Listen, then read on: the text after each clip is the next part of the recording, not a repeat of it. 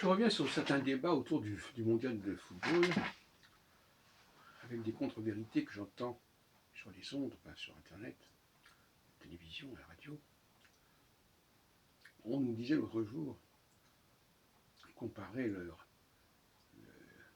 match entre la France et la Belgique, au match entre la France et l'Allemagne, au match entre la France et l'Angleterre. On disait oui, avec les Belges, il n'y a pas de contentieux, on n'est pas à la guerre de 100 ans, on n'est pas aux trois guerres franco-allemandes, franco-prussiennes. C'est faire preuve d'une grande ignorance que de dire qu'il n'y a pas de contentieux entre la France et la Belgique. Et si on remonte effectivement à la guerre de 100 ans, pour l'Angleterre, eh bien on peut aussi remonter à la guerre de 100 ans pour la Belgique. La guerre de 100 ans et même bien après, puisque au XVIe siècle, Charles Quint, le grand adversaire de François Ier, roi de France, avait sa capitale à Bruxelles quand même.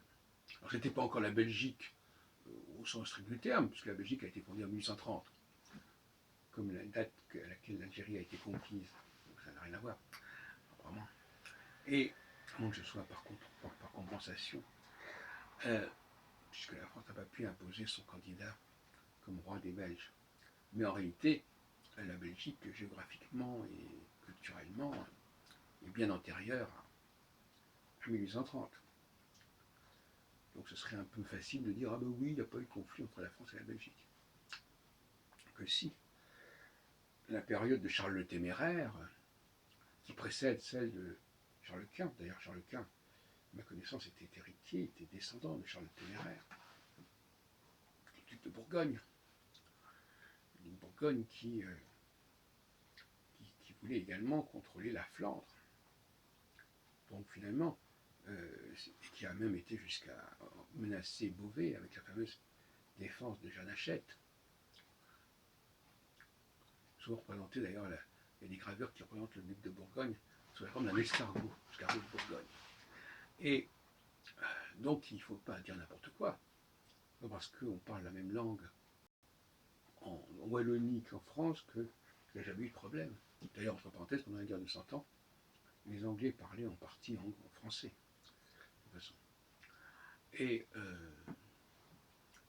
d'ailleurs, le problème de la langue française, il existe aussi bien, il a une présence lexicale aussi bien en français, en anglais, qu'en allemand ou qu'en néerlandais, en flamand. Donc, voilà l'ignorance des commentateurs.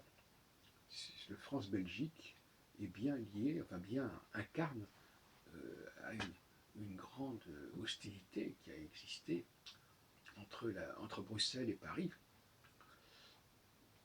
qui n'était pas très loin, mais enfin à l'époque les distances étaient évidemment plus longues vu les moyens de transport, mais que les Français ne sachent pas que la Flandre, Bruxelles était, et même Charles Quint parlait français d'ailleurs, ça n'a rien à voir, que la France et Bruxelles étaient amis, n'avaient pas de rapport de conflictualité, ce serait beaucoup dire. Je rappelle quand même que Charles Quint emprisonnait François Ier en Espagne après le désastre de Pavie de 1524-1525, selon le mode de calendrier qu'on utilise. Donc ne disons pas n'importe quoi. Ensuite, François Ier a quitté la prison et il a laissé ses deux fils, dont le futur roi Henri II, à sa place. Et puis après, ça s'est encore arrangé après certains traités. Voilà ce que je voulais dire à propos d'une sorte d'observatoire de la culture générale que j'aime bien animer en quelque sorte. Et dans ce domaine-là, il faut reconnaître que nous avons eu récemment des prestations dans le cadre des cafés philo McDo, les derniers que j'ai organisés d'ailleurs, qui étaient assez pathétiques. Notamment chez ceux qui n'ont aucune culture générale et qui croient pouvoir donner le change en imprimant des pages de Google, des notices de Google, en s'amusant ensuite à interroger les gens.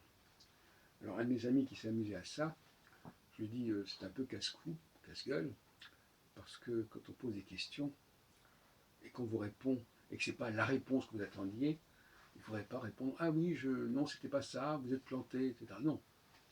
Il faut savoir avoir une culture générale suffisamment large pour que lorsqu'on pose une question, il puisse y avoir plusieurs réponses possibles et qu'on comprenne le sens de la question. Et surtout, qu'on ne mette pas sur le même plan des détails extrêmement infimes et des choses fondamentales à savoir.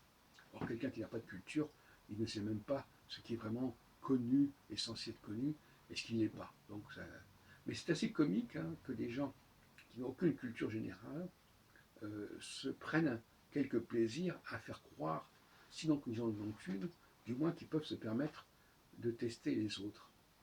C'est assez comique.